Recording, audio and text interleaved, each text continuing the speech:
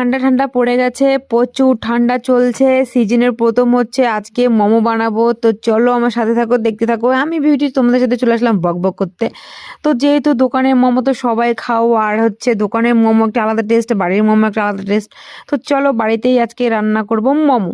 তো মোমোর জন্য এখানে দু রকমের মোমো হবে, একটা হচ্ছে নিরামিষ আর একটা হচ্ছে আমিষ। এবার বলি নিরামিষটা কার জন্য? নিরামিষটা হবে আমার মায়ের জন্য, আমার মা একদম সম্পূর্ণ নিরামিষ খায়। আর হচ্ছে আমরা হচ্ছে আমিষ খাবো। আর আমাদের জন্য আমরা আমিষ, পেঁয়াজ, রসুন যা যা লাগে, আদা সবকিছু আমরা দেব। আর মার জন্য, মা যেহেতু নিরামিষ খায় ওর জন্য মার জন্য আদা দেব। তো আমরা যেহেতু খুব একদম কাজের, তার জন্য কি করছি বলো তো, আমি তো রুটি একদমই বেলতে পারি না।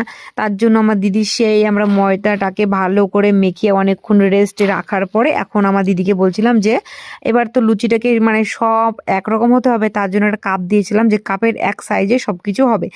তো তারপরে এখানে দেখো ফার্স্টে আমি নিরামিষ মোমোটা বানিয়ে নেব, কারণ আমিষ ছোঁয়া হয়ে যাবে তারপরে। এবার মায়ের জন্য নিরামিষ মোমোটা বানাচ্ছি, ভেবেছিলাম যে অল্প করে বানাবো কারণ বেশি খেতে পারবে না, কিন্তু নিরামিষ মোমোটা বেশি টেস্ট হয়েছে। কেন বলছি, কারণ হচ্ছে নিরামিষ মোমোটা খুবই খুবই ভালো লাগলো। আর চাটনিটা বানিয়েছিলাম হচ্ছে ধনেপাতা, কাঁচা লঙ্কা, আদা দিয়ে। মা যেহেতু নিরামিষ খায় মার জন্য তিনটা দিয়ে বানিয়েছিলাম, আর আমরা যেহেতু আমিষ খাবো তার জন্য পেঁয়াজ, রসুন সব কিছু দিয়ে বানিয়েছিলাম।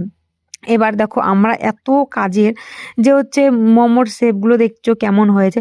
দেখো ঘরে বানিয়েছি, আর হচ্ছে যেরকমই হোক নিজেরাই খাবো, তো নিজেরা যতটুকুই নিজেরা পরিশ্রম করে বানিয়েছি এটাই আমাদের কাছে বেস্ট, কারণ হচ্ছে নিজে যতটুকু পারো সেটাই অনেকটাই মূল্যবান।